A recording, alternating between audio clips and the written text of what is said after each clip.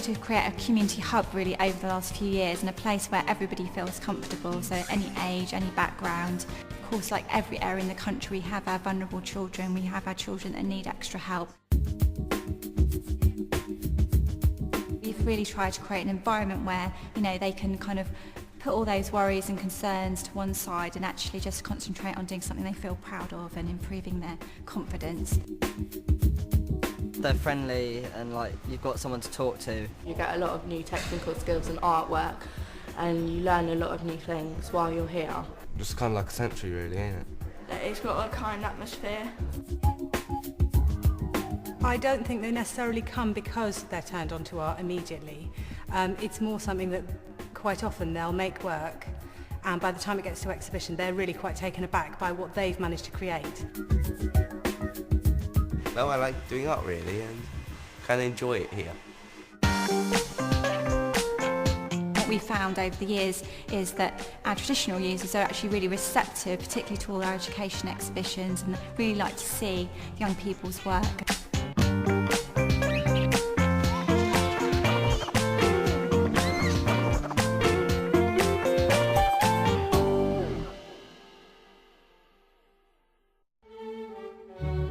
We almost form one side of a plaza area with the factory all round us. And I think it's very important because it actually gives the museum the opportunity to provide inspiration for today, but also for people coming here to have the opportunity of seeing exactly how pots are still made. I think the vision of this museum is really to put the ceramics into context. One of the greatest strengths of this collection is not only the objects, the documentation, but also to really bring forward the people who made those pieces.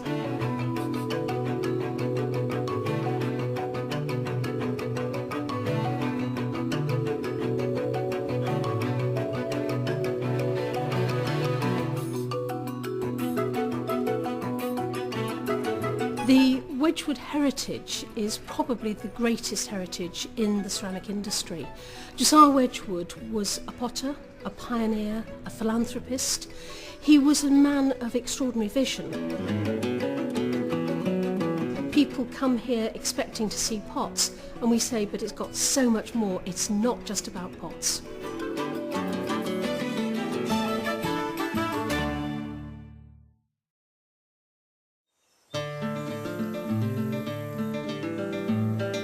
Was actually made on site. All of the walls were cast on site and hand finished. The windows, Welsh oak, made across the road. The roof is zinc. The oldest zinc mines in the world were just over the hill in the Vale of Clwyd, and the shape of the roof comes from the Clwydian Hills itself. Our vision is to show a broad spectrum of contemporary applied art, contemporary craft. We show some of the best of what's going on in Wales. We also show some of the best of what's going on in the UK, and we bring in things from abroad. The centre has 3 galleries and a large retail gallery, but lots of other things going on.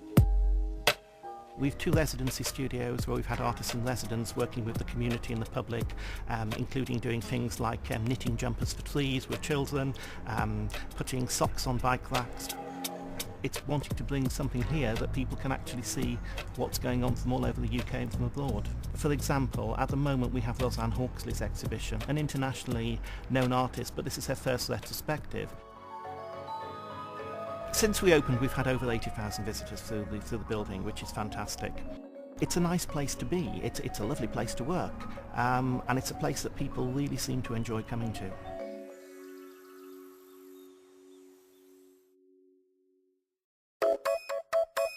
We want to kind of turn on its head the preconceptions that young people will have to a museum visit. Okay, welcome to the Centre of New Enlightenment. By talking to many young people from all different walks of life, we managed to get a set of character strengths that they found admirable: trust, determination, endurance and compassion. They have to complete challenges where they have to show their trust, or they have to show their endurance, or they have to show their compassion. So we make them demonstrate it themselves.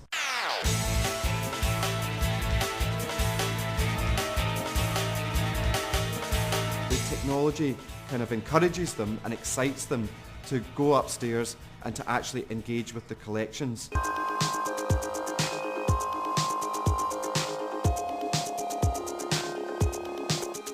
It makes them look at a painting in a way that they wouldn't have done before, or they may never have looked at it before.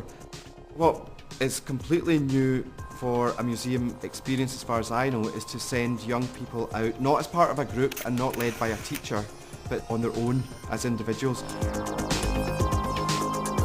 We asked young people how they felt after they had completed an enlightenment tour, and we were absolutely delighted when the most common and most popular word that the children mentioned to us was the word confident. You've proved that you're ready.